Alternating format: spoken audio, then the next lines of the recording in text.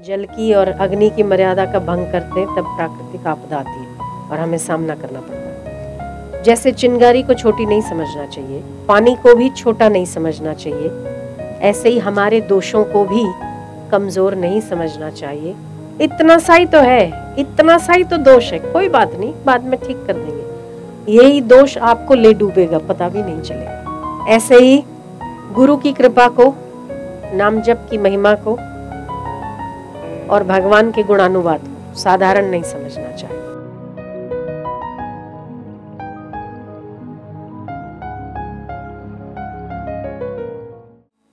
चिंगारी मतलब आग, पानी, इन सब प्राकृतिक संपदाओं से सावधानी बरतना बहुत आवश्यक होती है।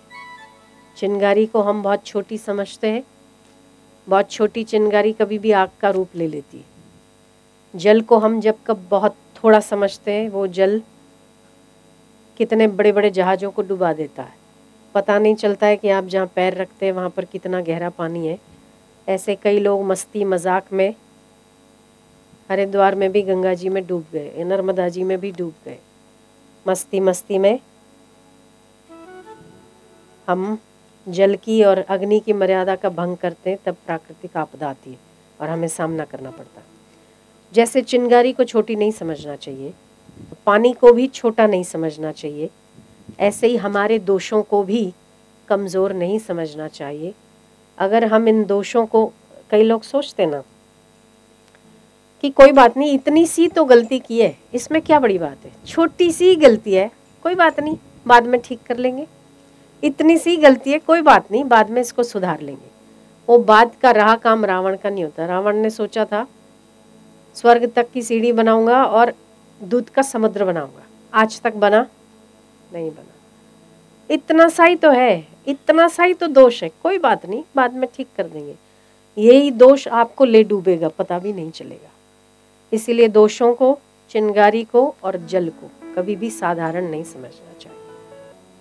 ऐसे ही गुरु की कृपा को, नाम जप की महिमा को और भगवान के गुणानुवाद को साधारण नहीं समझना चाहिए। कभी भी जब संतों की कृपा हो जाए और विशेष कृपा दृष्टि हो जाए तो कितने बुरे बुरे मन भी चंगे हो जाते हैं। भगवान का गुणानुवाद सुनते सुनते कोई एक बात ऐसी लग जाए तो चंबल की घाटी के डाकू भी संत बन जाते हैं। और नाम जप करते रहना चाहिए। नाम जप को साधारण नहीं समझना चाहिए। नाम जप करते करते कौन से पाप ताप हमारे धुलकर हम पवित्र हो जाते हैं, हमें भी पता नहीं होता। तो व्यवहार में आग की चिंगारी, पानी की बूंद और दोषों को साधारण नहीं समझना चाहिए और हमारी उन्नति के लिए नाम जप को, गुरु की कृपा को और भगवान के गुणानुवाद को साधारण नहीं समझना चाहिए। इससे बड़े बड़े बड़े बड़े असाधारण कार्य सिद्ध होते हैं, बड़े बड़े चमत्कारिक कार्य सिद्ध होते हैं। एक चोर था, चोर का खानदानी पेशा था चोरी करना। खानदानी पेशा मतलब आप समझते हो कि उसको कैसे चोरी करना उसकी बहुत अक्ल थी और आज तक उसका बाप, उसका दादा कभी किसी चोरी में पकड़ा नहीं गए। बेटे को बोला, बेटा ऐसी चोरी करना, खानदान का नाम डूबे नहीं, रोशन होना चाहिए। चोर भी लोग अपने खानदान का नाम रोशन करवाते हैं, जैसे कि बहुत अच्छा काम करते हैं। बेटा ऐसा कभी भी ऐसा कार्य नहीं करना कि अपने खानदान का नाम खराब हो। बोले मतलब पापा? बोले मतलब इसका ये बेटा कि चोरी करके कभी पकड़ा गया और ये बोले कि तुम्हारा खानदान चोर था, हमारी इज्जत खराब होती है। ऐसे चोरी करना कि कभी पकड़ा ना जाए। समझो, चोर बाप बेटे को चोरी करने का उपदेश देता है और उसमें भी नाम, खानदान चोरी करता है, बदनाम होने वाला काम, और फिर भी कहता है खानदान का नाम खराब नहीं हो। मरते मरते बाप ने कहा बेटे से, बेटा एक काम करना। क्या पापा? बोले चोरी जब तक करते हो ना जब तक तुम्हारा धर्म है या तुम्हारा काम है चोरी करना, तब तक मेरी एक बात याद रखना। क्या पिताजी? सत्संग में नहीं जाना। समझ गए आप? पिताजी सत्संग में क्यों नहीं जाना? बोले सत्संग में जाएगा तो चोरी करना छोड़ेगा, हमारा नाम का खानदान खराब होगा। फिर जब चोरी करेगा तुझे सत्संग की बात याद आएगी, चोरी मजे वाली नहीं होगी। और अगर कॉन्फिडेंट नहीं होगा तू तो पकड़ा जाएगा, हमारा नाम खराब होगा। इसीलिए सत्संग में भूल कर भी नहीं जाना। पिताजी अगर सत्संग में मैं ना जाऊं और अगर सत्संग की बात कान में पड़ जाए और कहीं मैं चोरी करने जाऊं और वहां कथा चल रही हो, बोले कान में उंगली डाल देना, पर सत्संग मत सुनना। पक्की बात है? बोले पक्की बात है। वचन देता है? वचन देता। चोर एक बार गया चोरी करने, वहां ऐसे पंडाल बना हुआ था, एक संत सत्संग कर रहे थे, उसने दूर से कीर्तन की आवाज सुनी तो उसने कान में उंगली डाल दी, ऐसी दबाई कि कुछ सुनाई ना दे, फिर भी सुनाई तो देता कीर्तन वीर्तन की आवाज। थोड़ी देर बाद सत्संग हुआ तो उसने सोचा कि कुछ चल तो रहा है, कान में उंगली डाली, क्योंकि पिताजी ने कहा था कि चोरी का पेशा जारी रहना चाहिए, खानदान का नाम खराब नहीं होना चाहिए, इसीलिए तुम सत्संग नहीं सुनोगे। उसने कान में बड़ी जोर से ठूस के उंगली डाली, उंगली तो डाली, पैर में चुभ गया कांटा, पैर में चुभा कांटा तो निकालने के लिए उंगली तो निकालनी पड़ेगी। अब जैसे उंगली निकाली, एक कान में तो उंगली थी, दूसरे से कांटा निकाल रहा तो कान में पड़ गए शब्द। और तब महाराज सत्संग कर रहे थे कि अप्सराओं की छाया नहीं होती, अप्सराओं की परछाई नहीं होती, उनके शरीर से बदबू नहीं आती, वो जमीन से आधा फुट 1 फुट ऊपर चलते हैं। इतनी सी 2-3 बातें उसने सुनी, केवल कान में से उंगली निकाली और जितनी देर कांटा निकाला। बाद में उसने ये तीन वाक्य सुने, उसको लगे बाप रे बाप, कान में उंगली डाल दो, क्योंकि सत्संग नहीं सुनना। जिस राज्य में चोरी करने जा रहा था, चोरी किया, उसको दीवार कूदते हुए सिपाहियों ने देख लिया। सिपाहियों ने देखा तो बोले चोर पकड़ो पकड़ो पकड़ो पकड़ो, चोर है पकड़ो। उसके पीछे लग गए सिपाही लग गए तो वो किसी बगीचे में जा छुपा तो पकड़ लिया लोगों ने इसको, सिपाहियों ने पीछा करके पकड़ लिया और खूब पीटा। हमारे राज्य में चोरी करता है चोर, क्या धन चुराया, बता तू क्या चुराया। वो मार खा के बेहोश हो गया। अब सिपाहियों को लगा कि पता भी नहीं कि यही था कि कोई और था, हम मारे तो सही, पर ऐसा करते हैं कि अब इससे सच्चाई उगलवाने के लिए अपने राज्य की और नर्तकियों को ले आते हैं, जो अप्सराएं बन के आएगी और ये कहेगी कि हम स्वर्ग की अप्सराएं हैं और तुम्हें देवों का राजा इंद्र बुला रहा है और तुम्हें स्वर्ग का सुख उपभोग करने को मिलेगा। तो अपने आप बोलेगा, अरे मैं तो ये पृथ्वीवासी हूँ, मैं तो अभी अभी तो उस राज्य से चोरी करके आया, मेरा ऐसा कौन सा पुण्य जो मुझे स्वर्ग की अप्सराएं मिले। वो अप्सराएं तैयार होके आई, ये बेहोश पड़ा था। जब आधा 1-पौना घंटा 1 घंटा 2 घंटा के बाद होश आया तो देखता है कि अप्सराओं जैसी सुंदर वस्त्र में स्त्रियां खड़ी है और सिपाही छुपे हुए पेड़ों के पीछे खड़े थे। उसने देखा नहीं। बोले हैं आप कौन हो? बोले हम स्वर्ग की अप्सराएं हैं, हम स्वर्ग की अप्सराएं हैं। यहाँ क्यों आई हो? बोले हम आपसे बहुत प्रसन्न हैं और बहुत प्रभावित हैं, आपको स्वर्ग ले जाने आए। बोले अच्छा, स्वर्ग में क्या करेंगे? बोले स्वर्ग में खूब सारा धन मिलेगा, खूब सोना मिलेगा। वो अपने एक्सप्रेशंस भांप रही थी कि अगर लोभी चोर होगा तो बोलेगा कि हैं ऐसा है, इतना सारा धन मिलेगा, हाँ चलो चलो चलो चलते। लोभी कामी क्रोधी के वैसे ही बॉडी लैंग्वेज से पता चलता है। उसने इतने में उसे सत्संग की बात याद आई। क्या? कि अप्सराओं की परछाई नहीं होती, उसको पसीना नहीं होता और वो जमीन पर नहीं चलती। तीन चीजें उसने सुनी। वो अभी कहने जा रहा था, बोले हैं वहां पर इतना धन मिलेगा, चलो अच्छा है, हमारा तो खानदानी पेशा ही खत्म हो जाएगा। वहां बैठ के आराम से खाने पीने को मिले, सोना पहनने को मिले, तो चोरी करने की क्या जरूरत है। इसका मन में ऐसा आ ही रहा था, वो बोलने ही वाला था, तो इसने देखा कि इसकी परछाई है भी। इसने देखा ये जमीन पर चल रही है, इसको पसीना भी आ रहा था। उसने समझ लिया ये मेरे साथ धोखा हो रहा है। उसने बोला मुझे थोड़ी देर का वक्त दो, मेरे पिता क्या करते हैं, मेरा खानदान क्या करता है, मेरा दादा क्या करता है और मैं क्या करता हूँ, सब कुछ आपको बता दूंगा और फिर अपन सब स्वर्ग में चलेंगे साथ में। अप्सराएं भी खुश हो गई बड़ी, बोले आप बैठो, मैं अभी आया तो क्या आया, ऐसा गया ऐसा गया ऐसा गया, ये वापस ही नहीं आया। अब बेचारी वो नर्तक यहाँ बैठे इंतजार कर रही थी, झूठ बोल के चला गया, आया ही नहीं। अब वो पहुंचा कहाँ पता है,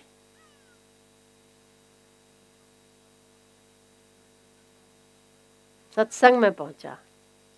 एक सत्संग के 3 वाक्य ने उसकी सुरक्षा की थी।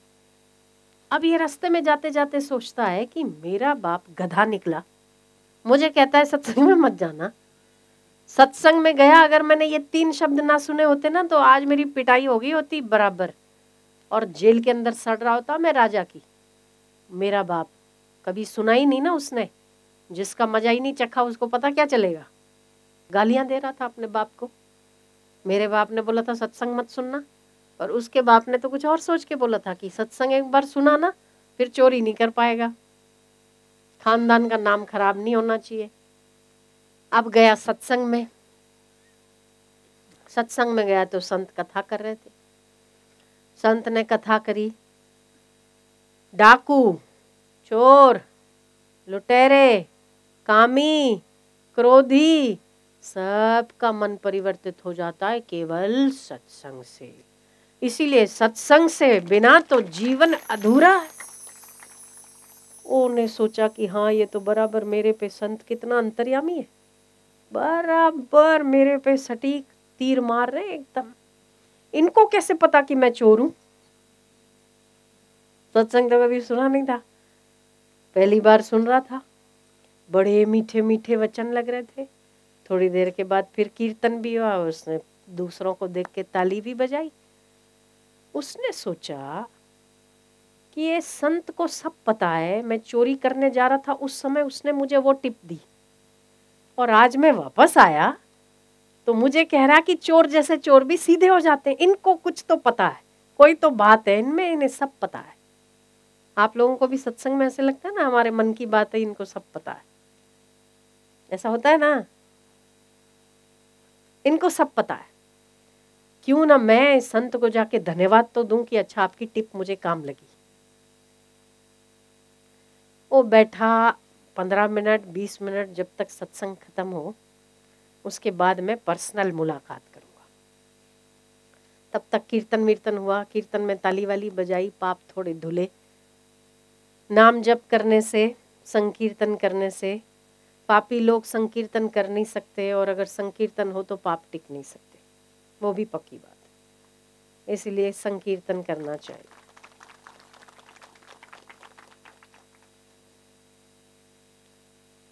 और संकीर्तन किया उसने, ताली बजा के भगवान नाम का जप किया। थोड़े बहुत पाप थे, बाप साफ हो गया, साफ सुथरा हो गया, शुद्ध हृदय हो गया। फिर उठकर जब सत्संग खत्म हुआ तो गया, महाराज महाराज आपका खूब खूब धन्यवाद। महाराज बोलते किस बात का धन्यवाद, तो मेरे लिए शब्द बहुत छोटा है। हम जो तुमको सत्संग सुनाते हैं उसकी तो कोई कीमत ही नहीं है, उसके आगे त्रिलोकी का राज्य भी तुच्छ है जो हम सुनाते हैं। महाराज ऐसा त्रिलोकी का राज्य मिलता है उससे, कुछ भी नहीं उसके आगे। वो तो लोभी था ना, चोर था, उसका दिमाग में एक ही बात आई।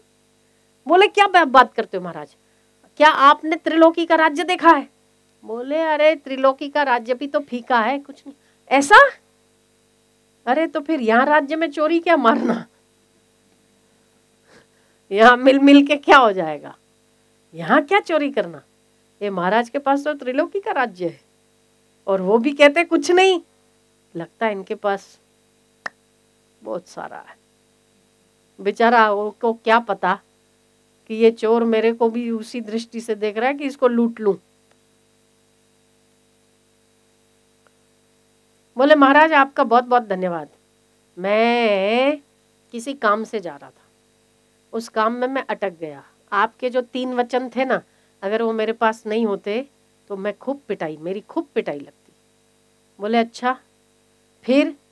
बोले फिर मैंने ये सोचा कि जिस महापुरुष ने, जिस संत ने मुझे 3 वचन सुनाए उसे मुझे धन्यवाद देना चाहिए, तो आपको मैं धन्यवाद देने आया हूँ। अब मुझे बताओ मेरे लिए क्या दूसरी आप टिप दे रहे हो?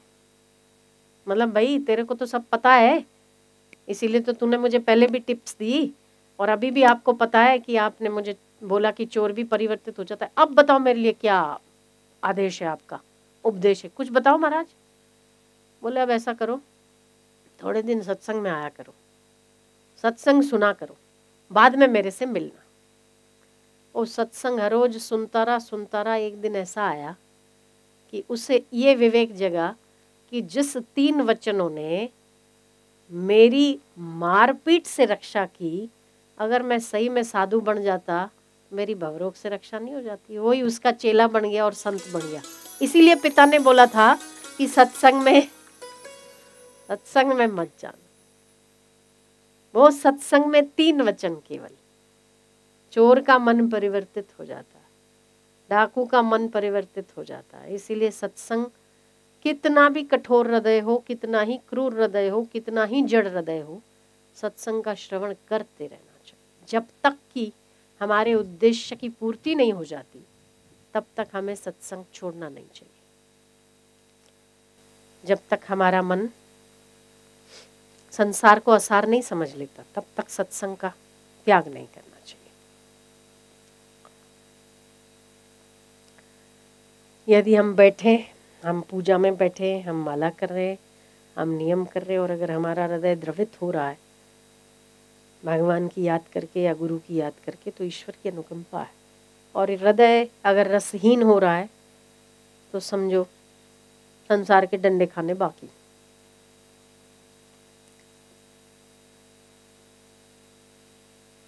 प्रहलाद को इतने डंडे पड़े फिर भी भक्ति नहीं छूटी। मीराबाई को जहर दिया गया तो भी भक्ति नहीं छूटी। आपने तो सब सुविधा है तो भी काम नहीं और टाइम भी नहीं है।